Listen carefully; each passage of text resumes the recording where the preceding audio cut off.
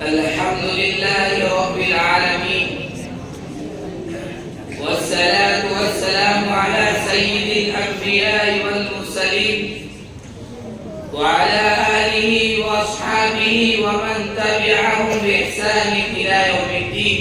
أما بعد، قال الله تعالى في القرآن المجيد والفرقان الحميد: فأعوذ بالله من الشيطان الرجيم، بسم الله الرحمن الرحيم. واعتصموا بحبل الله جميعا ولا تفرقوا واذكروا نعمة الله عليكم إذ كنتم أعداء فألف بين قلوبكم فأصبحتم بنعمته إخوانا. صدق الله العظيم. وقال رسول الله صلى الله عليه وسلم: المسلم أخو المسلم. وقال في مقام آخر: المسلمون كجسد واحد، أو كما قال عليه الصلاة والسلام.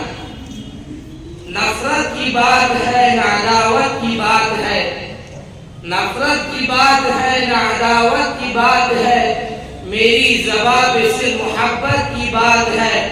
اس دور انتشار میں آپس کی دشمنی، اس دور انتشار میں آپس کی دشمنی، سوچو جو غور سے تو قیامت کی بات ہے. دیوار نفرتوں کی گراؤ تو بات ہے، دیوار نفرتوں کی گراؤ تو بات ہے، انسان کا شعور جگاؤ تو بات ہے. ظلمت میں زندگی کی محبت کے نام پر، ظلمت میں زندگی کی محبت کے نام پر قندیل دوستی کی جلاؤ تو بات ہے. محترم صدر جلسہ اور معزز سامعین کرام، آج کے جلسے میں میری تقریر کا عنوان ہے مسلمان اور اتحاد و اتفاق. آج مسلمانوں کے اندر نفرتوں اور عداوتوں کی خلیج اور آپسی تنازعی کی ایک مہلک بیماری ہر مسلمان کے رگ رگ ریشے میں سما چکی ہے. ہمارے اندر اختلافات و تنازعات و تشاجرات نے جنم لے لیا ہے، جس کی بنا پر مسلمان ذلت و رسوائی کے دلدل میں پھنسا ہوا ہے.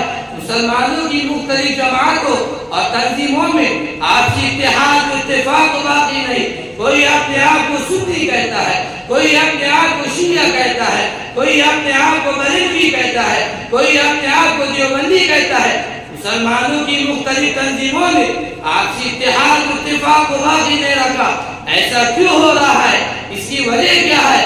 ایک بنیاد ایسی ہے جس پر مسلمانوں کے تمام لوگ، گروپ اور تمام تنظیمیں متحد ہو سکتی ہے، اور وہ بنیاد قرآن و حدیث ہے. قرآن پر شیعہ، سنی، بریلوی، دیوبندی تمام تنظیمیں ایمان رکھتی ہے. قرآن کی صدا و فریاد کو سننے کے لیے تمام جماعتیں، تمام تنظیمیں ایک پلیٹ فارم پر آ سکتی ہے اور سب متحد ہو سکتے ہیں. برادران ملت، نفرتوں اور تنازعات کی خلیج کو دور کیا جا سکتا ہے، عداوت و تشاجرات کی دیوار کو منہدم کیا جا سکتا ہے. شرط یہ ہے ہمارے پاس قرآن کی صدا کو سننے والے کان ہوں. ہم مسلمان ہیں، قرآن پر ہمارا ایمان ہے، احکام پر بھی ایمان ہے، رہبر ہمارا قرآن ہے، ہادی رسول کا فرمان ہے، جس پر سب کچھ قربان ہے. تو آئیے رب رحمان کا قرآن، رسول خدا کا فرمان سنیے اور اپنی زندگی سے نفرت و تنازعات کی دیوار کو گرا ڈالے. قرآن کہتا ہے: ان هذه امتكم امة واحدة وانا ربكم فاتقون. قرآن میں ایک کہہ رہا ہے، رسول خدا کا فرمان یہ بتا رہا ہے ہم ایک دوسرے کے مانند ہیں. ہمارے اندر اختلافات نے جنم کیوں اور کیسے کیا؟ ہمارے اندر تنازعات و عداوت پیدا کیوں ہوئی؟ ہم الگ الگ منفرد کیوں ہے؟ اس کی وجہ کیا ہے؟ یاد رکھیے، اس قوم و ملت نے انتشار و اختلافات و تنازعات کو اختیار کیا، اس قوم نے کبھی بھی کامیابی و کامرانی حسین چہرہ نہیں دیکھا اور ذلت و رسوائی کے گہرے اور اندھیرے کنویں میں گر گئے. اور جس قوم و ملت نے اجتماعیت، وحدت اور اتحادی کو اختیار کیا، وہ ہمیشہ فلاح و کامرانی کے اونچے اونچے پہاڑوں پر نظر آئے. شریعت اسلامیہ نے اتحاد و اتفاق کو پسند کیا، اختلافات و تنازعات کو دور رکھنا پسند کیا۔ اسلام آج کی محبت و قوت کو چاہتا ہے، لیکن آج مسلمانوں نے شریعت اسلامیہ کو فضول بحث و تکرار، آپسی ضد سے کچھ کا کچھ بنا دیا۔ سینکڑوں ٹولیاں اور جماعتیں آپس میں بنی، اس ملت کی ایسی غربت بنی ہے دوسروں کو راہ ہدایت کیا بتا سکتے، خود آپس میں اختلافات و تنازعات کی دنیا آباد کر کے دین میں متفرق ہو کر ایک دوسرے کے مقابلے میں سب آرا ہو گئے۔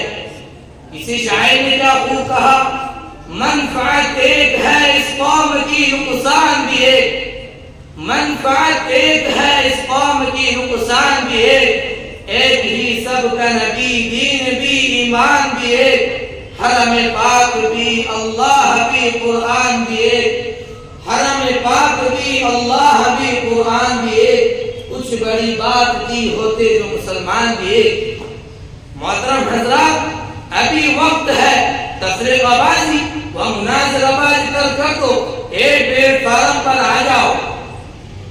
مسلمانوں، ابھی وقت ہے تفریقہ بازی و مناظرہ بازی کر دو، ایک پلیٹ فارم پر آ جاؤ۔ آج جو بھی ظلم و ستم کے بہار مسلمانوں کو برداشت کرنا پڑ رہا ہے وہ آپ کی بھول و دفاع کی بنا پر ہو رہا ہے جو قابل مذمت ہے۔ قرآن للکار کر کہتا ہے وَاعْتَصِمُوا بِحَبْلِ اللَّهِ جَمِيعًا وَلَا تَفَرَّقُوا، تمام لوگ اللہ کی رسی کو مضبوطی کی ساتھ پکڑ لو، تفریقہ بازی مت کرو۔ قرآن و حدیث کی فرمائش وحدت و اتفاق ہے، اسلام و شریعت کی پسند محبت و قوت ہے، اللہ و رسول کی خواہش تنازعات و عداوت کو دور کرنا ہے۔ محترم حضرات، رسول صلی اللہ علیہ وسلم کے فرمان پر غور کریں۔ محسن کائنات صلی اللہ علیہ وسلم نے ارشاد فرمایا المؤمن للمؤمن كالبنيان يشد بعضه بعضا، ایک مومن دوسرے مومن کے لیے ایسا ہے جیسے ستون کو ایک دوسرے سے باندھا گیا ہو۔ حدیث کے اندر غور تو کرے، شاذ وحدت، محبت و اخوت نظر آئے گی، لیکن آج وہ ایمان والا جو فرمان رسول پر عمل کرنے کی دعویٰ کرتا ہے آپسی اختلافات میں پڑا ہوا ہے۔ ایک مسلمان دوسرے مسلمان کو تکلیف و ایذا پہنچانے میں گریز بھی نہیں کرتا، حالانکہ محسن کائنات صلی اللہ علیہ وسلم نے ارشاد فرمایا المسلمون کجسد واحد، مسلمان ایک جسم کے مانند ہیں۔ ہمارے اندر اختلافات نے جنم کیوں لیا؟ مسلمان کو ایسا ہونا چاہیے تھا، ایک مسلمان کو تکلیف پہنچے دوسرا مسلمان اس کی تکلیف کو محسوس کرے، ایک مسلمان کو چوٹ لگے دوسرا یہ کہتے ہوئے اخوت کا حق ادا کرے، چوٹ لگے تجھ کو درد مجھے ہوتا ہے۔ رب کائنات کے فرمان پر غور کرو، ارشاد فرماتا ہے انما المؤمنون اخوة فاصلحوا بین اخویکم، قرآن ہم سب مسلمانوں کو بھائی کہتا ہے۔ ایک حدیث میں آتا ہے ماہ رسالت صلی اللہ علیہ وسلم نے ارشاد فرمایا المسلم اخو المسلم، فرمان رسول صلی اللہ علیہ وسلم کی قوت ثابت ہے۔ تو پھر کیوں ہم قرآن کے خلاف قدم اٹھاتے ہیں؟ کیوں فرمان رسول صلی اللہ علیہ وسلم کے خلاف قدم اٹھاتے ہیں؟ آپسی اختلافات و تنازعات میں کیوں پھنسے ہوئے؟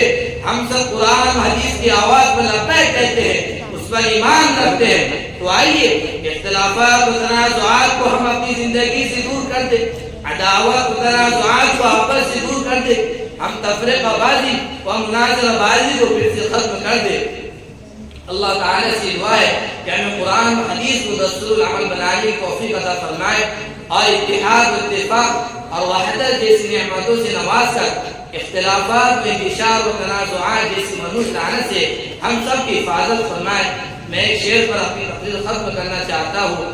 ایک ہو جائے تو بن سکتے ہیں خورشید مبین، ایک ہو جائے تو بن سکتے ہیں خورشید مبین، ورنہ ان بکھرے ہوئے تاروں سے کیا بات بنے۔ وآخر دعوانا الحمد للہ رب العالمین۔